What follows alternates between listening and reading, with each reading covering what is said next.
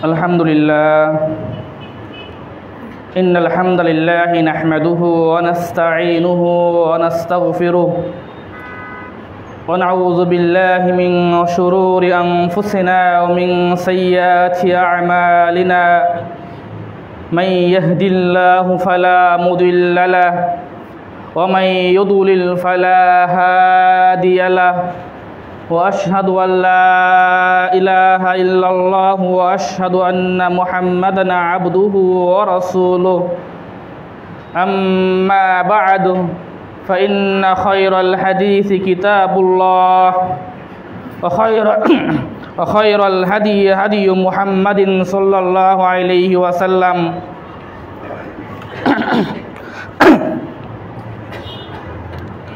وشر الأمور محدثاتها وكل محدثة بدعة وكل بدعة ضلالة وكل ضلالة في النار يا أيها الذين آمنوا اتقوا الله حق تقاته ولا تموتن إلا وأنتم مسلمون يا أيها الناس اتقوا ربكم الذي خلقكم من نفس واحدة وخلق منها زوجها وبث منهما رجالا كثيرا ونساء واتقوا الله الذي تساءلون به والأرحام إن الله كان عليكم رقيبا يا أيها الذين آمنوا اتقوا الله وقولوا قولا سديدا يصلح لكم أعمالكم ويغفر لكم ذنوبكم ومن يطع الله ورسوله فقد فاز فوزا عظيما ويقول عز من قائل فليحذر الذين يخالفون عن أمره أن تصيبهم فتنة أو يصيبهم عذاب أليم وقال الله سبحانه وتعالى وما كان لمؤمن ولا مؤمنة إذا قضى الله ورسوله أمرا أن يكون لهم الخيرة من أمرهم وقال الله سبحانه وتعالى يا أيها الذين آمنوا لا ترفعوا أصواتكم فوق صوت النبي ولا تجهروا له بالقول كجهر بعضكم لبعض أن تحبط أعمالكم وأنتم لا تشعرون আলহামদুলিল্লাহ যাবতীয় প্রশংসা আল্লাহ তাআলার জন্য যে আল্লাহ তাআলা আমাদেরকে সৃষ্টিকুলের মধ্যে সর্বশ্রেষ্ঠ করে এই পৃথিবীতে প্রেরণ করেছেন। আলহামদুলিল্লাহ দুরূদ এবং সালাম বর্ষিত হোক হযরত মুহাম্মদ সাল্লাল্লাহু আলাইহি সাল্লামের উপর। অতঃপর উপস্থিত সম্মানিত মুসল্লিয়ানে কেরাম, আজকের এই সংক্ষিপ্ত খুতবায় আমরা যে বিষয়টি নিয়ে আলোচনা করব তা হচ্ছে তা'যীমুস সুন্নাহ, অর্থাৎ রাসূল সাল্লাল্লাহু আলাইহি সাল্লামের সুন্নাহর গুরুত্ব, সুন্নাহর মর্যাদা। এখানে সুন্নাহ বলতে উদ্দেশ্য হচ্ছে রাসূল সাল্লাল্লাহু আলাইহি সাল্লামের হাদিস। মূলত আমরা যে সুন্নাহর নামাজগুলো পড়ি, ওয়াজিব বা ফরজের বিপরীত যে সুন্নত, এই সুন্নাহ উদ্দেশ্য না, বরং এখানে সুন্নাহ বলতে উদ্দেশ্য হচ্ছে রাসূল সাল্লাল্লাহু আলাইহি সাল্লামের হাদিস, অর্থাৎ হাদিসের গুরুত্ব, হাদিসের মর্যাদা। আমরা শুনেছি কোরআনের মর্যাদা আছে, কোরআনের গুরুত্ব আছে। কোরআনের যেরকম গুরুত্ব রয়েছে ঠিক তেমনি হাদিসেরও গুরুত্ব রয়েছে। কোরআনও আল্লাহর ওয়াহী, হাদিসও আল্লাহর ওয়াহী। আল্লাহ তাআলা পবিত্র কোরআনে বলেছেন ফালইহযারিল্লাযীনা ইউখালিফুনা আন আমরিহি আন তুসিবাহুম ফিতনাহ আও ইউসিবাহুম আযাবুন আলীম। যারা রাসূল সাল্লাল্লাহু আলাইহি সাল্লামের নির্দেশের বিপরীত করে তারা যেন সতর্ক হয়ে যায়, যে হতে পারে তাদেরকে বক্রতা পেয়ে বসবে, অথবা তাদেরকে পেয়ে বসবে কঠিন যন্ত্রদায়ক শাস্তি। আল্লাহ অন্য আয়াতে বলেছেন মুমিনদেরকে ডেকে, ইয়া আইয়ুহাল্লাযীনা আমানু, ও ঈমানদারগণ, লা তারফাউ আসওয়াতাকুম ফাওকা সাউতিন নবী, যে তোমরা রাসূল সাল্লাল্লাহু আলাইহি সাল্লামের কণ্ঠস্বরের উপর তোমাদের কণ্ঠস্বরকে উঁচু করিও না। তাহলে এখানে ঈমানদার কারা? কাদেরকে উদ্দেশ্য? রাসূল সাল্লাল্লাহু আলাইহি সাল্লামের সাহাবাগণ। রাসূল সাল্লাল্লাহু আলাইহি সাল্লামের সাহাবাগণকে আল্লাহ ডেকে বলছেন যে ওহে ঈমানদারগণ, তোমরা রাসূল সাল্লাল্লাহু আলাইহি সাল্লামের আওয়াজের উপর আওয়াজকে উঁচু করিও না। ওয়ালা তাজহারু লাহু বিল কাউলি কাজাহরি বা'দিকুম লিবা'দ, এবং তোমরা একে অপরের সাথে কথা বলতে গিয়ে যে আওয়াজে কথা বলো, যে সুরে কথা বলো, তোমরা রাসূলের সাথে এত উঁচু আওয়াজে কথা বলিও না। বললে কি হবে? আল্লাহ সতর্ক করে দিচ্ছেন যে যদি তোমরা রাসূলের আওয়াজের উপর আওয়াজ উঁচু করো, অথবা রাসূল সাল্লাল্লাহু আলাইহি সাল্লামের কণ্ঠস্বরের উপর তোমাদের কণ্ঠস্বর উঁচু হয়, অথবা তোমরা একে অপরের সাথে যে ভাষায় কথা বলো, যদি রাসূলের সাথেও এরকম উচ্চ সুরে কথা বলো, তাহলে আন তাহবাতা আমালুকুম ওয়া আনতুম লা তাশউরুন, তাহলে তোমাদের জীবনের সকল আমল বরবাদ হয়ে যাবে, তোমরা টেরও পাবে না। তার মানে রাসূল সাল্লাল্লাহু আলাইহি সাল্লামের আওয়াজের উপর আওয়াজ উঁচু করলে আল্লাহ সাহাবীদেরকে হুমকি দিয়েছেন যে হতে পারে তোমাদের সকল আমল নষ্ট হয়ে যাবে, তোমরা খুঁজে পাবে না, বুঝতেও পারবে না। এই আয়াতের প্রসঙ্গে হাম্মাদ বিন যায়েদ রাহিমাহুল্লাহ বলেছেন যে আরা রাফআ সাউত আলাইহি বা'দা মাউতিহি কা রাফ'i সাউত আলাইহি ফি হায়াতিহি, যে আমি মনে করি রাসূল সাল্লাল্লাহু আলাইহি সাল্লামের জীবদ্দশায় রাসূলের আওয়াজের উপর আওয়াজ উঁচু করা যেমনটা অপরাধ ছিল, গর্হিত কাজ ছিল, রাসূলের মৃত্যুর পরেও রাসূলের আওয়াজের উপর আওয়াজ উঁচু করা এমনই অপরাধ। এখন তো রাসূল সাল্লাল্লাহু আলাইহি সাল্লাম পৃথিবীতে বেঁচে নেই, তাহলে রাসূলের আওয়াজের উপর আওয়াজ উঁচু কীভাবে হবে? আর এটাই হচ্ছে রাসূল সাল্লাল্লাহু আলাইহি সাল্লামের হাদিস, রাসূলের সুন্নাহ। রাসূল সাল্লাল্লাহু আলাইহি সাল্লামের হাদিস যেখানে পাঠ হবে, হাদিসের আলোচনা হবে, হাদিসের দার্স হবে, সেইখানে আওয়াজ উঁচু করা যাবে না। ইবনে কাইয়িম রাহিমাহুল্লাহ এই আয়াত সম্পর্কে মন্তব্য করতে গিয়ে বলেছেন, হাযযারাল্লাহু সুবহানাহু ওয়া তাআলা আসহাবা রাসূলিল্লাহি সাল্লাল্লাহু আলাইহি সাল্লাম মিন হুবুতিল আমাল বিল জাহরি রাসূলুল্লাহ সাল্লাল্লাহু আলাইহি সাল্লাম, যে আল্লাহ সাহাবীদেরকে সতর্ক করেছেন যদি তারা রাসূলের আওয়াজের উপর আওয়াজ উঁচু করে কথা বলে তাহলে তাদের সকল আমল নষ্ট হয়ে যাবে, তারা টেরও পাবে না। তারপর তিনি বলেছেন, ফামাল যন্নু মান কদ্দামা আলা কাউলি রাসূলিল্লাহি সাল্লাল্লাহু আলাইহি ওয়াসাল্লাম ওয়া হাদিহি ওয়া তরিকিহি কাউলা গায়রিহি ওয়া হাদিয়াহু ওয়া তরিকা, তাহলে সেই ব্যক্তি সম্পর্কে আপনার ধারণা কি হতে পারে যে ব্যক্তি রাসূলের কথার উপরে অন্য কারো কথাকে প্রাধান্য দেয়, যে রাসূলের রায়ের উপরে, রাসূল সাল্লাল্লাহু আলাইহি সাল্লামের মতামতের উপর অন্য কারো মতামতকে প্রাধান্য দেয়, তাহলে তার আমলের অবস্থা কি হতে পারে? যদি শুধুমাত্র রাসূলের আওয়াজের উপর আওয়াজ উঁচু করার কারণেই আল্লাহ সাহাবীদেরকে হুমকি দিয়েছেন তোমাদের আমল নষ্ট হয়ে যেতে পারে, তাহলে এই যুগে এসে যারা রাসূলের হাদিসের উপর নিজের মতামতকে, নিজের চিন্তার জঞ্জালকে, নিজের রায়কে, সিদ্ধান্তকে প্রাধান্য দেয়, অগ্রাধিকার দেয়, তাহলে তার আমলের অবস্থা কি হতে পারে? তাহলে তার আমল আরো বেশি নষ্ট হয়ে যাবে। এজন্য রাসূল সাল্লাল্লাহু আলাইহি সাল্লামের হাদিস যখন পাঠ করতেন, দাস দিতে যেতেন, ইমাম ও দারুল হিজরাহ ইমাম মালিক রাহিমাহুল্লাহ তিনি মসজিদে নববীতে বসে বসে হাদিসের দাস দিতেন। তিনি বলতেন, হাদ্দাসানি নাফে আন ইবনে ওমর আন সাহিবি হাযাল কবর, তিনি রাসূলের কবরের পাশে বসেই দাস দিতেন। তিনি বলতেন, আমাকে নাফে ইবনে ওমর থেকে এই কবরের বাসিন্দা থেকে হাদিস বর্ণনা করেছেন। আর তিনি হাদিসের দাস যখন দিবেন তার আগে তিনি সুন্দর করে গোসল করতেন, গোসল করে সুন্দর পোশাক পরতেন, আতর মাখতেন, চুল আঁচড়াতেন, আর তিনি বলতেন এই সব কিছু করার মাধ্যমে আমি রাসূলের হাদিসকে সম্মান করছি। আবু বকর রাদিয়াল্লাহু আনহু তিনি বলেছেন, লাস্তু তারিকান শাইয়ান মা কানা রাসূলুল্লাহ সাল্লাল্লাহু আলাইহি সাল্লাম ইয়ামালু বি ইল্লা ক্বাদ আমিলতু বি ওয়া ইন্নী লা আখশা ইন তারাকতু শাইয়ান মিন আমরিহি আন আযীক।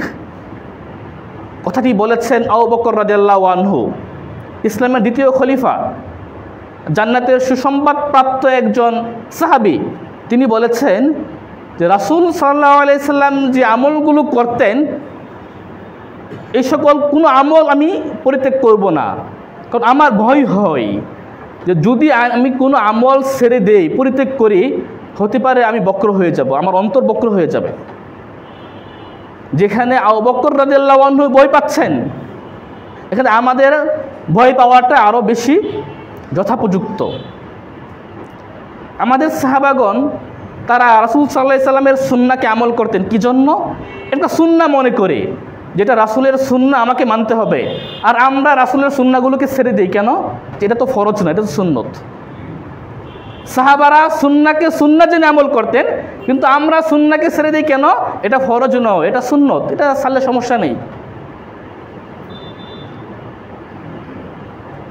আবু ইলাবা রাহিমাহুল্লাহ তিনি বলেছেন, ইযা হাদ্দাসতার রাজুলা, যখন তুমি কোনো মানুষকে কোনো হাদিস বলবে আর ওই ব্যক্তি যদি তোমাকে বলে দানা মিন হাতি কিতাব আল্লাহ ফাইন্নাহু দাল্লুন, যখন তুমি কোনো মানুষকে হাদিস বলবে আর সে যদি বলে হাদিস রাখো, আল্লাহ কোরআন নিয়ে আসো, যেটা এখন বেশি আমাদের দেশসহ বিভিন্ন দেশে এই মতবাদটা ছড়িয়ে গেছে যে তারা শুধুমাত্র কোরআনকে মানবে, তারা হাদিস মানবে না। আবু ইলাবা বলছেন, যখন তুমি কাউকে হাদিস বলবে আর সে যদি বলো হাদিস রেখে দাও, কোরআন নিয়ে আসো, তাহলে তুমি মনে করবে সে একটা পথভ্রষ্ট। ওমর বিন আব্দুল আজিজ রাহিমাহুল্লাহ বলেছিলেন, লা রাইয়া লি আহাদিন মা সুন্নাতিন সান্নাহা রাসূলুল্লাহ সাল্লাল্লাহু আলাইহি ওয়াসাল্লাম, রাসূল সাল্লাল্লাহু আলাইহি ওয়াসাল্লাম আমাদেরকে যে সুন্নাহ দিয়ে গেছেন, এই সুন্নাহর সাথে কারো রায়, কারো মতামত খাটবে না, দর্তব্য হবে না। আবু হানিফা ইবনে সাম্মাক, আমরা যে আবু হানিফাকে চিনি এটা ওই আবু হানিফা না, এটা হচ্ছে আবু হানিফা ইবনে সাম্মাক। তিনি বলেছেন, রাসূল সাল্লাল্লাহু আলাইহি ওয়াসাল্লামের একটা হাদিস রয়েছে, মান কুতিলা লাহু কাতিলুন ফাহুয়া বিখাইরিন নাযারাইন, যে যার কেউ নিহত হবে, যদি কারো আত্মীয় স্বজন মারা যায়, মানে মারা যায় বলতে স্বাভাবিক মারা না, কেউ যদি হত্যা করে, তাহলে ওই ব্যক্তির দুটি অপশন রয়েছে। ইন আহাব্বা আখাদাত দিয়া, সে চাইলে রক্তপণ নিতে পারে, ওয়াইন আহাব্বা ফালাহুল কুদ, অথবা চাইলে কিসাস, অর্থাৎ প্রাণের বিনিময়ে প্রাণ। দুইটা অপশন, যে হতে পারে রক্তপণ মানে দিয়া যাকে বলে আমরা, ক্ষতিপূরণ, অথবা সে চাইলে হত্যার বদলে হত্যা।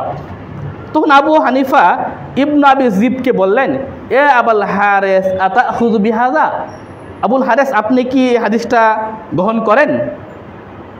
তখন আবু হানিফা ইবনে সাম্মাক বলতেছেন, ফাদরাবা সদরি ওয়া সাহা সিয়াহান কাসীরা, তখন ইবনে আবি জিব আমার বুকে থাপ্পড় দিয়ে চিৎকার করতে লাগলেন আর বললেন, উহাদ্দিসুকা আন রাসূলিল্লাহ, আফওয়ান ক্ষমা করবেন, উহাদ্দিসুকা আন রাসূলিল্লাহি সাল্লাল্লাহু আলাইহি ওয়াসাল্লাম ওয়া তাকুলু তাখুযু বিহি, চিৎকার করতে করতে বললেন যে আমি তোমাকে রাসূলের হাদিস বলছি আর তুমি আমাকে আবার পাল্টা প্রশ্ন করছো যে আমি এটা মানি কি না?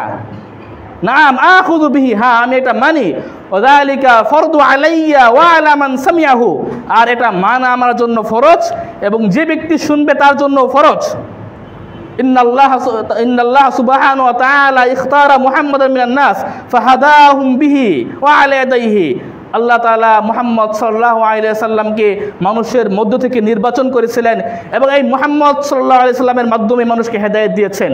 সুতরাং ফাআলাল খালকি আইয়ুতিউ তাঈন ওয়া দাখিরিন, সুতরাং সকল মানুষের কর্তব্য হচ্ছে তারা মুহাম্মদ সাল্লাল্লাহু আলাইহি ওয়াসাল্লামের অনুসরণ করবে। ওয়ালা মাখরাজা লিমুসলিমিন মিন যালিক, এটা ছাড়া মুসলিমদের দ্বিতীয় কোনো অপশন নেই।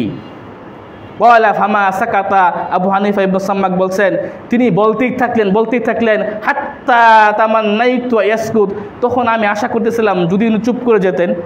তার মানে তিনি এত খেপে গিয়েছিলেন, তিনি আর থামছেন না। ইমাম শাফি রাহিমাহুল্লাহ বলেছিলেন যে আজমাউ আলা আন্না মান ইস্তাবানা লাহু সুন্নাতু রাসূলিল্লাহি সাল্লাল্লাহু আলাইহি ওয়াসাল্লাম লাম ইয়াহিল্লা লাহু ওয়া ইয়াদআহা লিকাউলি আহাদ। যদি কারো জন্য রাসূল সাল্লাল্লাহু আলাইহি সাল্লামের কোনো একটি সুন্নত স্পষ্ট হয় যেটা বিশুদ্ধ সূত্রে প্রমাণিত, তাহলে কারো কথা অনুযায়ী তার জন্য এই সুন্নতকে পরিত্যাগ করা কখনো জায়েজ হবে না। হুমায়দি রাহিমাহুল্লাহ বলেছেন যে একদিন ইমাম শাফি রাহিমাহুল্লাহ একটি হাদিস বললেন, তখন আমি বললাম যে আপনি কি এই হাদিসটি মানেন? তখন ইমাম শাফি আমাকে বললেন হাল রাআইতানি খারাজতু মিন কানিসা ওয়া আলাইয়া যুন্নার হাত্তা ইযা সামি'তু আন রাসূলুল্লাহ সাল্লাল্লাহু আলাইহি ওয়াসাল্লাম হাদিসান ওয়া লাম আখুয বি। তুমি কি আমাকে গির্জা থেকে বের হতে দেখেছো? অথবা আমার উপর কোনো খ্রিস্টানদের কোনো বেল্ট আছে যে আমি রাসূলের থেকে কোনো হাদিস শুনবো আর আমি সেটা মানবো না? আরেকদিন এক ব্যক্তি ইমাম শাফি রাহিমাহুল্লাহকে একটা মাসালা জিজ্ঞেস করলেন। ইমাম শাফি বললেন এই মাসালা সম্পর্কে রাসূল থেকে এই হাদিস আছে। তখন ওই ব্যক্তি পাল্টা প্রশ্ন করলো যে আপনিও কি এই হাদিস অনুযায়ী ফতোয়া দেন? তখন ফারতাআদ্দা শাফিউন তাফাদা ওয়া ক্বালা আইয়ু আরদিন তুকিল্লুনি ওয়া আইয়ু সামাইন তুযিল্লুনি ইযা রাআইতু আন রাসূলুল্লাহ সাল্লাল্লাহু আলাইহি ওয়াসাল্লাম হাদিসান ওয়া লাম আকুল বি। ইমাম শাফি তখন থরথর করে কাঁপতে শুরু করলেন, কেঁপে উঠলেন, কেঁপে বললেন যে কোন জমিন আমাকে বহন করবে, কোন আসমান আমাকে ছায়া দিবে যে আমি রাসূল থেকে কোনো হাদিস বর্ণনা করব আর সেই হাদিস অনুযায়ী আমি ফতোয়া না দেই, তাহলে কোন জমিন আমাকে বহন করবে, কোন আসমান আমাকে ছায়া দেবে? এভাবেই ইমাম আহমদ বিন হাম্বল রাহিমাহুল্লাহ বলেছেন মান রাদ্দা হাদিসান নবী সাল্লাল্লাহু আলাইহি সাল্লাম ফাহুয়া আলা শাফা হালাকা।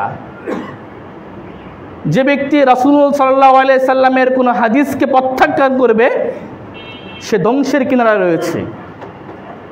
ইমাম মালিক রাহিমাহুল্লাহ বলেছিলেন as-sunnatu সাফিনাতু নূহ, রাসূলের সুন্নাহ হচ্ছে নূহ আলাইহিস সালামের সে জাহাজের মতো। মান রাকিবাহা নাজা, যে জাহাজে উঠবে সে মুক্তি পেয়ে গেল। ওমান তাখাল্লাফা আনহা গরিকা, আর যে সেটা থেকে পিছপা হয়ে থাকবে, পিছনে পড়ে থাকবে, সে ডুবে মারা যাবে। একদিন এক ব্যক্তি ইবনে বাজ রাহিমাহুল্লাহকে একটা ফতোয়া জিজ্ঞেস করলেন। ফতোয়াটা হচ্ছে আমরা জানি যে এক জুতা পায়ে দিয়ে হাঁটা জায়েজ না, রাসূল থেকে নিষেধ আছে। মানে রাসূল বলেছেন যে এক জুতা পায়ে দিয়ে যেন কেউ না হাঁটে। তখন এক ব্যক্তি বললেন ইবনে বাজ রাহিমাহুল্লাহকে যে অনেক সময় দেখা যায় আমরা মসজিদে জুতা রাখি, হয়তো বা কারো পায়ে লেগে অথবা বীরের কারণে এক জুতা এক জায়গায় আর এক জুতা 2 হাত দূরে অথবা 3 হাত দূরে চলে গেছে, এরকমটা হয়ে থাকে। ওই ব্যক্তি ইবনে বাজ রাহিমাহুল্লাহকে জিজ্ঞেস করলেন যে অনেক সময় যে এক জুতা থেকে আরেকটা জুতার দূরত্ব 1 কদম 2 কদম 3 কদম দূরে চলে যায়, ওইটুকু রাস্তা কি আমি এক জুতা পায়ে দিয়ে হাঁটতে পারবো কিনা? আপনারা বুঝতে পারছেন ফতোয়াটা, যে এক জুতা থেকে আরেক জুতা যদি 2-3 হাত দূরে চলে যায় তাহলে কি ওই 2 কদম বা 3 কদম জায়গা আমার জন্য জায়েজ হবে কিনা এক জুতা পায়ে দিয়ে যাওয়া? তখন ইবনে বাজ রাহিমাহুল্লাহ বলেছেন ইনিস্তাতাআতা আল্লা তুখালিফা সুন্নাহ ওয়ালাউ বি খুতওয়াতিন ফাফআল। যদি তোমার পক্ষে সক্ষম হয় যে তুমি 1 কদমও রাসূলের সুন্নাহর বিরোধিতা করবে না, তাহলে তুমি তাই করবে। একটা কদমও যদি তোমার পক্ষে সম্ভব হয় যে একটা কদমও তুমি রাসূলের সুন্নাহর বিরোধিতা করবে না, খেলাফ করবে না, তাহলে তোমার জন্য উচিত হচ্ছে তাই করা। ইবনে বাজ রাহিমাহুল্লাহ বলেছেন মান ইবতাদাআ ফি ইনতিআলিহি বিশিমালিহি ফাকাদ আসাআ ওয়া খালাফা সুন্নাহ ওয়া বি'সা মা সানা। আমরা জানি জুতা পরার সময় আগে কোন পা দিতে হয়? ডান পা। যদি কেউ বাম পায়ে জুতা পরে, ইবনে বাজ রাহিমাহুল্লাহ বলছেন যদি কেউ বাম পায়ে জুতা পরে তাহলে সে একটা খারাপ কাজ করলো, খালাফা সুন্নাহ, সে রাসূলের সুন্নাহর খেলাফ করলো। বিইসামা সোনা, তার কাজটা খুবই নিকৃষ্ট। যদি সে জেনে শুনে করে যেটা রাসূল থেকে নিষেধ আছে, যদি এটা জানার পরও সে করে, তাহলে সে এটা খুব গর্হিত একটা কাজ করলো। তার জন্য উচিত হচ্ছে রাসূল সাল্লাল্লাহু আলাইহি সাল্লামের সুন্নাহকে অনুসরণ করা, আর বরকত কল্যাণ রয়েছে রাসূল সাল্লাল্লাহু আলাইহি সাল্লামের সুন্নাহর অনুসরণের মাধ্যমেই। আব্দুর রহমান আস-সুদাইস রাহিমাহুল্লাহ বলেছেন, একজন ব্যক্তির কর্তব্য হচ্ছে যে রাসূল থেকে কোনো হাদিস বা কোনো সুন্নাহ যখন শুনবে তখন আমল করা শুরু করবে, সেটা মেনে নেবে, আবার জিজ্ঞেস করবে না যে এটা কি সুন্নত না ফরজ। রাসূল সাল্লাল্লাহু আলাইহি সাল্লাম যখন সাহাবাদেরকে বলতেন কোনো কাজের কথা, সাহাবাগণ কি পাল্টা প্রশ্ন করতেন যে আল্লাহ রাসূল আপনি কি আমাকে এটা ফরজ হিসাবে বললেন নাকি এটা সুন্নাহ হিসাবে বললেন? রাসূল থেকে হাদিস আসছে, যথাসম্ভব আমার সাধ্য অনুযায়ী আমাকে সেটা মানতে হবে। এখন যদি কেউ রাসূল সাল্লাল্লাহু আলাইহি সাল্লামের সুন্নাহর বিরোধিতা করে, রাসূলের সুন্নাহর খেলাফ করে, বা রাসূলের সুন্নাহকে তুচ্ছ তাচ্ছিল্য করে, হেয় প্রতিপন্ন করে, তাহলে তার অবস্থা কেমন হতে পারে? দু একটি উদাহরণ পেশ করব। সালামা ইবনে আকওয়া রাদিয়াল্লাহু আনহু থেকে বর্ণিত যে আন্না রাজুলান আকালা ইনদা রাসূলিল্লাহি সাল্লাল্লাহু আলাইহি ওয়াসাল্লাম বিশিমালিহি ফাকাল রাসূলুল্লাহ সাল্লাল্লাহু আলাইহি ওয়াসাল্লাম কুল বিয়ামিনিক ফাকাল লা আস্তাতি ক্বালা লাস্তাতা'তা ওয়া মা মানা'াহু ইল্লা আল কিবর ক্বাল ফামা রাফা'াহা ইলা ফি। এক ব্যক্তি রাসূলের পাশে বসে সে বাম হাত দিয়ে খাচ্ছে, রাসূল বললেন তুমি ডান হাতে খাও। ও বললেন পারবো না, আমি সক্ষম নই। মানে রাসূলের কথাকে সে একটু নেগলেক্ট করলো, একটু তুচ্ছ বা হেয় প্রতিপন্ন করলো। তো রাসূলও বলে দিলেন যে ঠিক আছে তুমি পারবা না, লাস্ট তো আতা, তুমি যদি নাই পারো আর তুমি আর পারবাই না। মানে অহংকার বশত সেইটা বলেছিল, রাসূলও বলছেন তুমি আর সক্ষম হবে না। সালাম ইবনে আকওয়া বলেছেন বুখারীর হাদিস যে ফামা রাফা'াহা ইলা ফি, সে আর কোনোদিন তার হাতকে মুখ পর্যন্ত উঠাতে পারে নাই, আল্লাহ তার হাতকে অবশ করে দিয়েছে রাসূলের সুন্নাহকে তুচ্ছ তাচ্ছিল্য করার কারণে। রাসূলের অন্য একটি হাদিস রয়েছে, হাদিসটি বুখারীতে আছে, আবু হুরায়রা রাদিয়াল্লাহু আনহু থেকে বর্ণিত যে আন্না রাসূলুল্লাহ সাল্লাল্লাহু আলাইহি ওয়াসাল্লাম নাহা আইয়ুশরাবা মিন ফিইস সিকা, রাসূল সাল্লাল্লাহু আলাইহি ওয়াসাল্লাম মশকের মুখ থেকে পানি পান করতে নিষেধ করেছেন। তো এক ব্যক্তি বলল যে এটা আবার কি, কোনো ব্যাপারই না। তখন সে মশকের মুখ থেকে পানি পান করলো। আইয়ুব রাহিমাহুল্লাহ বলেছেন মশক থেকে বিশাল বড় একটা সাপ বের হয়ে গেল। রাসূলের সুন্নাহকে অবজ্ঞা করেছে, আল্লাহ তাকে শাস্তি দিয়ে দিয়েছেন দুনিয়াতেই। আখিরাতের শাস্তি পড়েই আছে, আল্লাহ দুনিয়াতেই কিছু শাস্তি আল্লাহ মানুষকে দেখিয়ে দেন। সহিহ মুসলিমের ব্যাখ্যাকারক আবু আবদুল্লাহ মুহাম্মদ ইবনে ইসমাঈল আত-তাইমি রাহিমাহুল্লাহ বলেছেন যে আমি ঘটনা পড়েছিলাম রাসূলের হাদিস। রাসূল বলেছেন ইযা ইসতাইকাযা আহাদুকুম মিন নাওমিহি ফালা ইয়াগমিস ইয়াদাহু ফিল ইনা হাত্তা ইয়াগসিলাহা ফাইন্নাহু লা ইয়াদরি আইনা বাতাত ইয়াদু। রাসূল বলেছেন যখন তোমাদের কেউ ঘুম থেকে জাগ্রত হবে তখন সে যেন তার হাতকে 3 বার ধৌত না করে পাত্রে না ঢোকায়, অর্থাৎ আগে 3 বার হাত ধৌত করে তারপর পাত্রে প্রবেশ করাতে হবে। এটা হচ্ছে রাসূলের হাদিস। তো এক ব্যক্তি ফাসেক, এক জিন্দিক যে রাসূলের সুন্নাহকে অবজ্ঞা করে, সেই হাদিসটি শুনে বলছে আমি জানি আমার হাত কোথায় থাকে, আমার হাত রাতে বিছানায় থাকে। রাসূল হাদিসে বলেছেন যে হাত কেন ধৌত করতে হবে, ফাইন্নাহু লা ইয়াদরি আইনা বাতাত ইয়াদুহু, কারণ সে জানে না তার হাত কোথায় থাকে। রাসূল বলেছেন, আমি হাদিসটা আবারও বলছি, যে তোমাদের কেউ যখন ঘুম থেকে জাগ্রত হবে সে যেন তার হাতকে 3 বার ধৌত না করে পাত্রে না প্রবেশ করায়, কারণ সে জানে না তার হাত কোথায় ছিল। এই হাদিসটি শুনে এক ব্যক্তি বলল আমি জানি আমার হাত কোথায় থাকে, আমার হাত রাত্রি বিছানায় থাকে। এটা বলার পরে সে রাসূলের হাদিসটাকে একটু তুচ্ছ তাচ্ছিল্য করলো, হেয় প্রতিপন্ন করলো। ফাসবাহা ওয়া ইয়াদুহু আদখালা জিরাহু ফি দুবুরিহি, আদখালা ইয়াদাহু ফি দুবুরিহি লা জিরাই। তো সকালে দেখে তার হাত তার মলদার দিয়ে একেবারে 1 গজ ঢুকে আছে। নাউযুবিল্লাহ, লা হাওলা ওয়ালা কুওয়াতা ইল্লা বিল্লাহ। সে তুচ্ছ করার কারণে সকালে ঘুম থেকে জেগে দেখে তার হাত তার পিছনের রাস্তা দিয়ে 1 গজ ভিতরে ঢুকে আছে। এটা হচ্ছে দুনিয়াতে শাস্তি। এরকমভাবে আবু ইয়াহইয়া আস-সাজি রাহিমাহুল্লাহ তিনি বলেছিলেন যে আমরা একদিন বসরার অলিতে গলিতে হাঁটছিলাম, আমাদের সাথে দুষ্ট প্রকৃতির এক লোক ছিল। সেরকম একদিন রাসূলের হাদিস রয়েছে যে ইন্নাল মালাইকাতা লা তাদউ আজনিহাতাহা রিদান লিতালিবিল ইলম, যে একজন ছাত্র তালবে এলেম যখন এলেম শিখতে যায়, অনেকগুলো ফজিলত, তার মধ্যে একটা ফজিলত হচ্ছে ফেরেশতারা ওই তালবে এলমের প্রতি সন্তুষ্ট হয়ে তাদের পাখাকে বিছিয়ে রাখে। এটা হচ্ছে রাসূলের হাদিস। এটা শুনে ওই ব্যক্তি বলতেছে যে ইরফাউ আরজুলাকুম আন আজনিহাতিল মালাইকা লা তুকসিরুহা, মানে রাসূলের হাদিসটাকে তুচ্ছ করতে গিয়ে বলতেছে তোমরা তোমাদের পাগুলো একটু উঠাও, তোমরা তোমাদের পা দিয়ে ফেরেশতাদের ডানাগুলো ভেঙে ফেলো না। মানে ফেরেশতারা পাখা বিছিয়ে আছে, সে একটু তুচ্ছ করে বলতেছে তোমরা কি করো না, তোমাদের পা দিয়ে ফেরেশতাদের পাখা ভেঙে ফেলো না।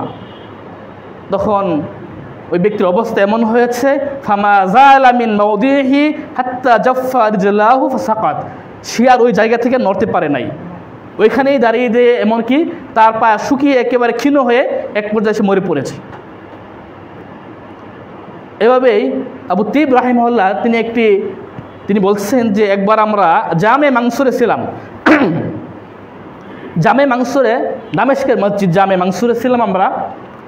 এমন সময় খোরাসান থেকে এক যুবক এসে মুসরাত মাসালা, তার মানে হচ্ছে যদি কেউ গরু বা ছাগল উট বিক্রি করে সেজন্য দুধকে গরু বা ছাগল উলানে না রাখে। যদি কেউ এরকম জিনিস ক্রয় করে বাজার থেকে যার উলানটা ফুলা অর্থাৎ দুধ থাকে, তাহলে সে ইচ্ছা করলে কি করতে পারবে, ওটা ফেরত দিতে পারবে এবং এক শ্বাসে ফেরত দিবে। এটা হচ্ছে রাসূলের একটা হাদিস, যেটা আবু হুরায়রা থেকে বর্ণিত। এই মাসালা প্রশ্ন করলো, খোরাসান থেকে এক ব্যক্তি এসে এই মাসালা সম্পর্কে জিজ্ঞাসা করলো যে মুসাররাত মাসালা কি। তখন তাকে বলা হলো এই বিষয়ে আবু হুরায়রা থেকে একটি হাদিস বর্ণিত হয়েছে। আর ওই ব্যক্তি ছিল হানাফিরা আবু হুরায়রাকে মানে না ফিকের ক্ষেত্রে, হানাফিরা ফিকের ক্ষেত্রে আবু হুরায়রাকে তারা মানবে না। রাসূল সাল্লাল্লাহু আলাইহি ওয়াসাল্লামের সাথে 7ম হিজরিতে ইসলাম গ্রহণ করেছেন, আর রাসূল মারা গেছেন কত হিজরিতে? 10ম হিজরিতে। মাত্র 3 বছর ছিলেন রাসূলের সাথে আবু হুরায়রা রাদিয়াল্লাহু আনহু। এই 3 বছরেই তিনি সবচেয়ে বেশি হাদিস বর্ণনাকারী সাহাবী। তো হানাফিরা তারা এটা মানবে না। ওই ব্যক্তি বলল যে আবু হুরায়রা তো ফকিহ না। এটা বলার সাথে সাথেই ছাদ থেকে বিশাল বড় এক সাপ পড়ে গেল। তখন সবাই ভয়ে দৌড়াচ্ছে, সাপ দৌড়াচ্ছে ওই ব্যক্তির পিছনে পিছনে, সাপ আর কাউকে ধরবে না, ওই ব্যক্তিকে ধরবে। রাসূলের হাদিসকে তুচ্ছ করেছে এজন্য। তখন অন্যরা বলছে তুমি তওবা করো। ওই ব্যক্তি তওবা করার পরে তারপর সাপ জঙ্গলে চলে যায়। এগুলো হচ্ছে যদি রাসূল সাল্লাল্লাহু আলাইহি সাল্লামের হাদিসকে নিয়ে কেউ তুচ্ছ করে। একটা হচ্ছে হয়তো আমার সাধ্য নেই বা আমি পারছি না তাই আমি আমল করছি না, আর একটা হচ্ছে না রাসূলের হাদিসকে তুচ্ছ করা, হেয় প্রতিপন্ন করা, এটা আরেক বিষয়। ইস্তেহজা করা, যে এটা কেউ করে তাহলে তার দুনিয়াতে আখিরাতে শাস্তি রয়েছেই, দুনিয়াতে তার শাস্তি আল্লাহ দেখিয়ে দিতে পারেন। এখন তো রাসূলের সুন্নাহকে মানবে না, তুচ্ছ তাচ্ছিল্য তো করে, এমনকি রাসূলের সুন্নাহকেও মারতে গেলে আবার তাকে প্রহারও করে, মেরে আবার মসজিদ থেকে বের করে দিচ্ছে। তো অবশ্যই এদেরকে সতর্ক হওয়া উচিত। আল্লাহ এদেরকে হেদায়েত দান করুন, আমিন। সাহাবাদের আচরণটা কেমন ছিল? যারা রাসূল সাল্লাল্লাহু আলাইহি সাল্লামের সুন্নাহর খেলাফ করতেন, রাসূল সাল্লাল্লাহু আলাইহি সাল্লামের সুন্নাহকে তুচ্ছ তাচ্ছিল্য করতেন, তাদের সাথে আমাদের সাহাবীগণ কেমন আচরণ করেছিলেন, তারা কি করতেন? রাসূল সাল্লাল্লাহু আলাইহি সাল্লামের প্রখ্যাত সাহাবী আব্দুল্লাহ ইবনে মুগাফফাল রাদিয়াল্লাহু আনহু তিনি বলেছেন যে আন্না রাসূলুল্লাহ সাল্লাল্লাহু আলাইহি সাল্লাম নাহা আনিল খাযফ, রাসূল সাল্লাল্লাহু আলাইহি সাল্লাম ছোট ছোট পাথর নিক্ষেপ করতে নিষেধ করেছেন। অনেকে খেলা করে পিচ্ছি পিচ্ছি ছোট পাথর দিয়ে, নুরি পাথর দিয়ে খেলা করে। রাসূল সাল্লাল্লাহু আলাইহি সাল্লাম এই ছোট ছোট পাথর নিক্ষেপ করতে নিষেধ করেছেন। রাসূল বলেছেন ওয়াকালা ইন্নাহা লা তাসিদু সাইদান ওয়া লা তানকাউ আদুওয়ান ওয়ালাকিন্নাহা তুকসিরুস সিন্না ওয়া তাফকাউল আইনা। রাসূল কারণ হিসেবে বলেছেন যে এই সকল পিচ্ছি পিচ্ছি পাথর নিক্ষেপ করে কোনো লাভ নেই, এগুলো দ্বারা শিকারও করা যায় না আর না কোনো শত্রুকে ঘায়েল করা যায়। এই পিচ্ছি পিচ্ছি পাথর, নুড়ি পাথর নিক্ষেপ করলে কোনো শত্রুকে ঘায়েল করা যায় না আর কোনো শিকারও করা যায় না, এজন্য রাসূল নিষেধ করেছেন। বরং ক্ষতি কি? বরং ক্ষতি হয় অনেক সময় এই সকল পাথর নিক্ষেপ করলে মানুষ দাঁত ভেঙে যেতে পারে অথবা চোখ কানা হয়ে যেতে পারে, এটাও বুখারী মুসলিমের হাদিস, রাসূল নিষেধ করেছেন। তখন এক ব্যক্তি আব্দুল্লাহ বিন মুগাফফাল রাহিমাহুল্লাহকে রাদিয়াল্লাহু আনহুকে বললেন, লা বা'সা বিহি, এতে এই সকল পাথর নিক্ষেপ করতে আমি কিছুই মনে করি না, সমস্যা নেই। মানে রাসূল বলেছেন একটা, রাসূল নিষেধ করেছেন, উনি পাল্টা বলছেন যে এতে কোনো সমস্যা নেই। তখন আব্দুল্লাহ বিন মুগাফফাল রাদিয়াল্লাহু আনহু বললেন, উহাদ্দিসুকা রাসূলুল্লাহ সাল্লাল্লাহু আলাইহি ওয়াসাল্লাম ওয়া তাকুলু লা বা'সা বি লা উকাল্লিমুকা আবাদা, যে আমি তোমাকে রাসূলের হাদিস বলছি আর তুমি বলছো কোনো সমস্যা নেই, ঠিক আছে আমি জীবনে তোমার সাথে কোনোদিন কথাই বলবো না। এখন আপনারা বলতে পারেন যে কথা বলা তো 3 দিনের বেশি একজন মুসলিমের সাথে কথা কথা বন্ধ করা জায়েজ নয়। ইমাম নববী রাহিমাহুল্লাহ, ইবনে হাজার রাহিমাহুল্লাহ তারা এই হাদিসের ব্যাখ্যায় বলেছেন যে একজন মুসলিমের সাথে 3 দিনের বেশি কথা বন্ধ করা জায়েজ নয়, এটা ব্যক্তিগত স্বার্থে, এটা দুনিয়ার স্বার্থে, কিন্তু যদি দিনের স্বার্থে হয় তাইলে জায়েজ রয়েছে, সারা জীবন যদি কথা না বলে সমস্যা নেই। এখানে আব্দুল্লাহ বিন মুগাফফাল বললেন, লা উকাল্লিমুকা আহাদ আবাদা, আমি তোমার সাথে আর কখনো কথা বলবো না। এই হাদিসটাই প্রমাণ করে যে দিনের স্বার্থে, শরীয়তের স্বার্থে কথা বন্ধ করা জায়েজ রয়েছে। আর নাজায়েজ কোনটা? যদি দুনিয়ার স্বার্থে হয়, ব্যক্তিগত স্বার্থে হয়, তাহলে সেটা নাজায়েজ। এভাবেই আরেকটি হাদিস রয়েছে, ইবনু কাতাদা রাদিয়াল্লাহু আনহু তিনি বলেছেন যে ইবনু সিরিন এক ব্যক্তিকে বললেন এক হাদিস, ওই ব্যক্তি যখন পাল্টা বললেন যে আমি এটা কিছুই মনে করি না, ইবনু সিরিনও বলেছিলেন আমি তোমার সাথে কোনদিন কথা বলবো না। এবার আসে রাসূল সাল্লাল্লাহু আলাইহি ওয়াসাল্লামের হাদিস, যে হাদিসটি আব্দুল্লাহ বিন সালেম রাহিমাহুল্লাহ তার বাবা আব্দুল্লাহ বিন ওমর থেকে বর্ণনা করেছেন। আব্দুল্লাহ বিন ওমর রাদিয়াল্লাহু আনহু, যাকে বলা হতো মুত্তাবিউস সুন্নাহ, সুন্নাহর অনুসারী, তিনি বলছেন, সামি'তু রাসূলুল্লাহ সাল্লাল্লাহু আলাইহি ওয়াসাল্লাম ইয়াকুল, আমি রাসূলকে বলতে শুনেছি, লা তামনাউ নিসাআকুমুল মাসাজিদ ইযা ইস্তাআযানাকুম, যে তোমাদের নারীরা, তোমাদের স্ত্রীরা যখন মসজিদে যেতে অনুমতি চাইবে তখন তোমরা তাদেরকে নিষেধ করিও না। অর্থাৎ নারীরা মসজিদে যদি নামাজ পড়ার জন্য যেতে চায়, তারা অনুমতি চায় তোমাদের কাছে, তাহলে তোমরা নিষেধ করিও না। তখন আব্দুল্লাহ বিন ওমরের ছেলে বেলাল বিন আব্দুল্লাহ, বেলাল বললেন, আল্লাহি লা নামনাউহুন্না, আল্লাহর কসম অবশ্যই আমি নিষেধ করব। তখন আব্দুল্লাহ বিন সালেম বিন আব্দুল্লাহ বলছেন, ফাকবালা ওয়া সাব্বাহু সাব্বান শাইয়ান মা সামিতুহু সাব্বা মিসলাহু কাত্তু, তখন তাকে এমন ভাষায় আব্দুল্লাহ বিন ওমর তার ছেলে বেলালকে এমন ভাষায় তিরস্কার করলেন যে আমি তাকে ইতিপূর্বে এমন গালি দিতে আর শুনি নাই। এমনকি মুসনাদে আহমদের বর্ণনায় রয়েছে যে আব্দুল্লাহ বিন ওমর তার সাথে মৃত্যু পর্যন্ত আর কোনদিন কথাই বলে নাই। নিজের ছেলে আব্দুল্লাহ বিন ওমরের ছেলে বেলাল যখন বলল অবশ্যই আমি নিষেধ করব, তখন আব্দুল্লাহ বিন ওমর বললেন যে আমি বলছি রাসূল সাল্লাল্লাহু আলাইহি ওয়াসাল্লাম হাদিস, আর তুমি বলছো নিষেধ করবে। তোমার সাথে তখন গালিগালাজ করার পরে আর কোনোদিন কথা বলেন নাই।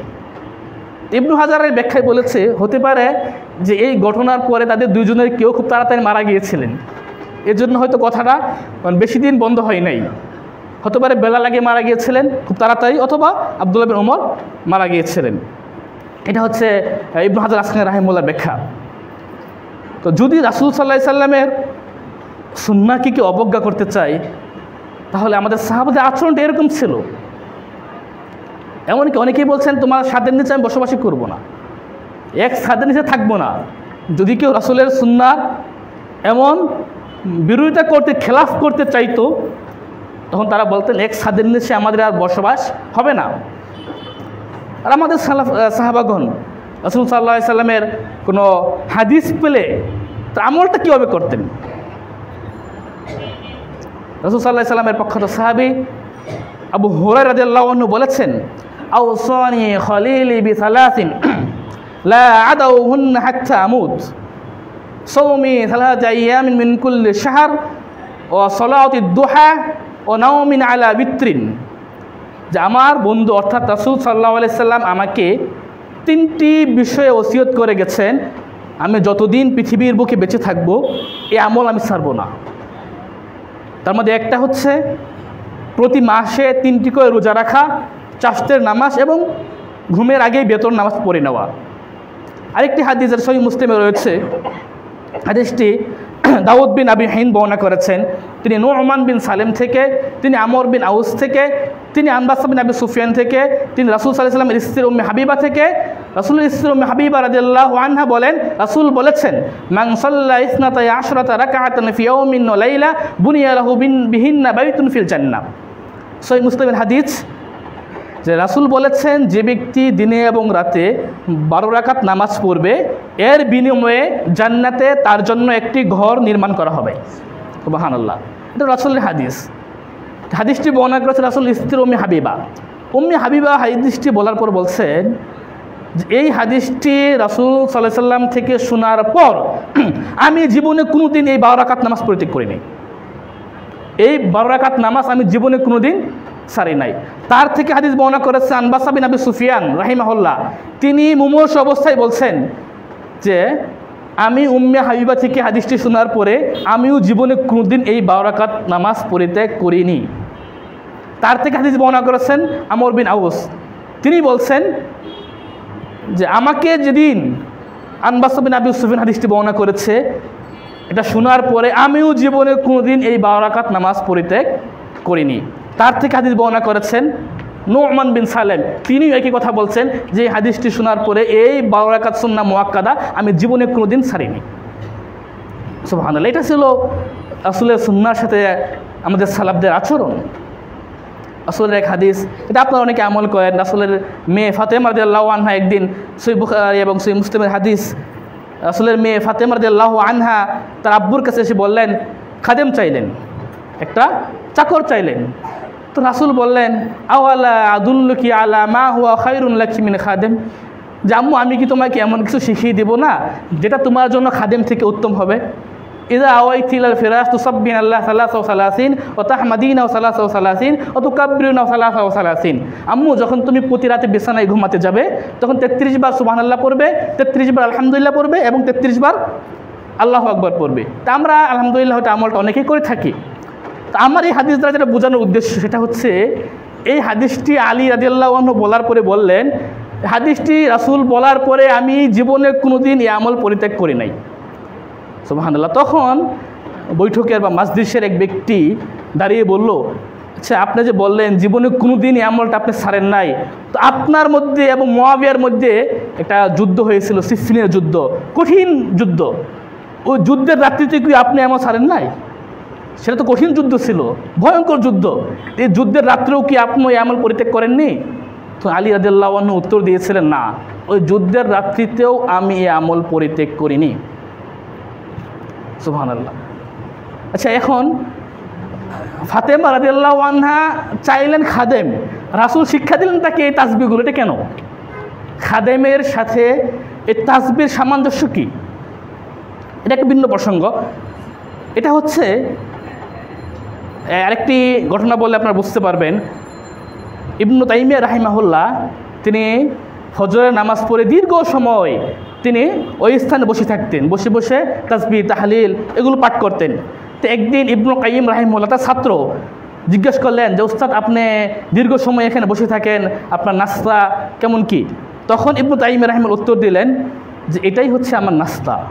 এই যে আমি তাসবিহ তাহলিল করি, এটাই হচ্ছে আমার সকালের নাস্তা।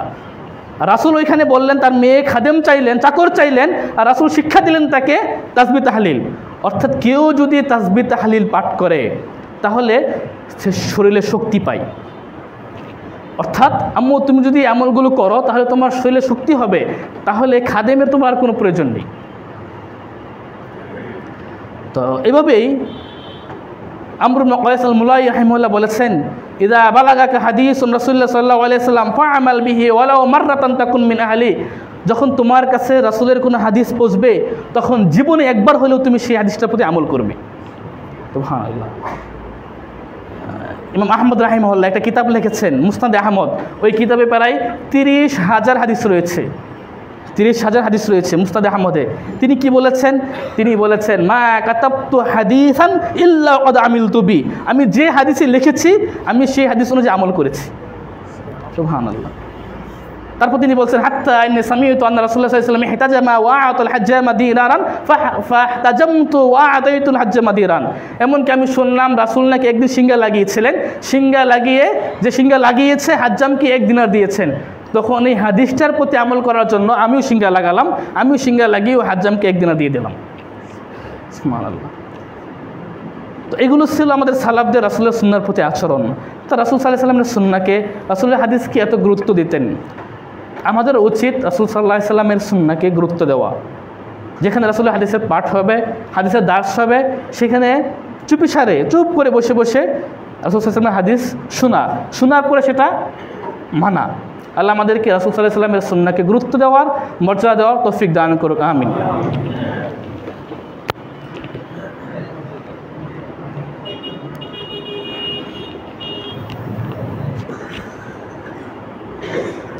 আলহামদুলিল্লাহি আলা ইহসানি ওয়াশ-শুকরু লাহু আলা তাওফীকিহি ওয়া ইমতিনানি ওয়া আশহাদু আল লা ইলাহা ইল্লাল্লাহু ওয়াহদাহু লা শারীকা লাহু তা'যীমান লিশা'নি ওয়া আশহাদু আন্না মুহাম্মাদান আবদুহু ওয়া রাসূলুহু আদ-দাঈ ইলা রিদওয়ানি সাল্লাল্লাহু আলাইহি ওয়া আলা আলিহি ওয়া আলা ইখওয়ানি। তো আলহামদুলিল্লাহ আমরা সুন্নাহর মর্যাদা বা গুরুত্ব সম্পর্কে খুতবা শুনছিলাম। তো আল্লাহ আমাদেরকে এই খুতবায় যে কথাগুলো বলা হলো, আল্লাহ আমাদেরকে এর উপর আমল করার তৌফিক দান করুক, আমিন। আমাকে সহকারে আমাদেরকে এর উপর আমল করার তৌফিক দান করুক, আমিন। তো আমাদের এখানে অনেকে দোয়া চেয়েছেন, অনেকে অসুস্থ আছেন, বিভিন্ন সমস্যায় ভুগছেন। তা আমরা তাদের জন্য দোয়া করব, আল্লাহ যেন তাদেরকে সুস্থ করে দেন। যারা বিভিন্ন সমস্যায় ভুগছে তাদের সমস্যা আল্লাহ দূর করে দেন। আল্লাহ মানসুর মান নাসারা দীনা মুহাম্মাদিন সাল্লাল্লাহু আলাইহি ওয়াসাল্লাম ওয়াজআলনা মিনহুম ওয়া খুযুল মান খাযালা দীনা মুহাম্মাদিন সাল্লাল্লাহু আলাইহি ওয়াসাল্লাম ওয়া লা তাজআলনা মিনহুম। আল্লাহুম্মা ওয়ফিক বুলাতা উমুরিনা, আল্লাহুম্মা ওয়ফিক বুলাতা উমুরিনা লিমা তুহিব্বু ওয়া তারদা ওয়া খুয বিনাসিয়াতিহিম বিল বিররি ওয়াত তাকওয়া। اللهم اجعلهم سلما لأوليائك وحربا لأعدائك. اللهم حقق دينك بهم، اللهم حقق بهم دينك وأظهر بهم شريعتك. اللهم اجعلهم يتبعون الحق وبه يعدلون.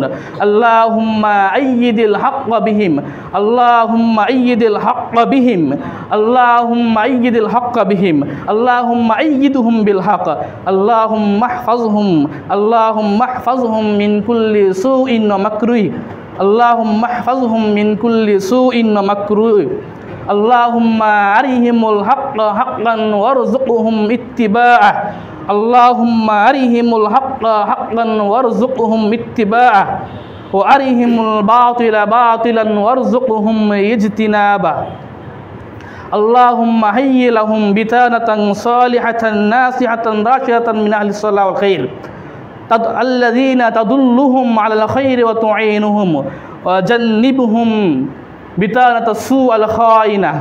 اللهم احفظنا، اللهم احفظنا، اللهم احفظ بلادنا وبلاد المسلمين. اللهم من أراد بلادنا، اللهم من أراد بلادنا وديننا وعقيدتنا وعلماءنا وحكامنا بسوء، اللهم من أراد بلادنا وعقيدتنا وعلماءنا وديننا وحكامنا بسوء فأشغله بنفسي واجعل كيده على نهري واجعل تدبيره تدميرا عليه يا رب العالمين. اللهم لا تقم له في الأرض راية، اللهم لا تقم له في الأرض راية، اللهم لا تقم له في الأرض راية واجعله لمن خلفه عبرة وآية. ইবাদাল্লাহ রাহিমাকুমুল্লাহ ইন্নাল্লাহা ইয়া'মুরু বিল আদলি ওয়াল ইহসান ওয়া ইতা'i যিল কুরবা ওয়া ইয়ানহা আনিল ফাহশাই ওয়াল মুনকার ওয়াল বাগই ইয়া'iযুকুম লা'আল্লাকুম তাযাক্কারুন ফাযকুরুনি আযকুরুকুম ওয়াশকুরু লি ওয়া লা তাকফুরুন কুমু লিস-সালাহ।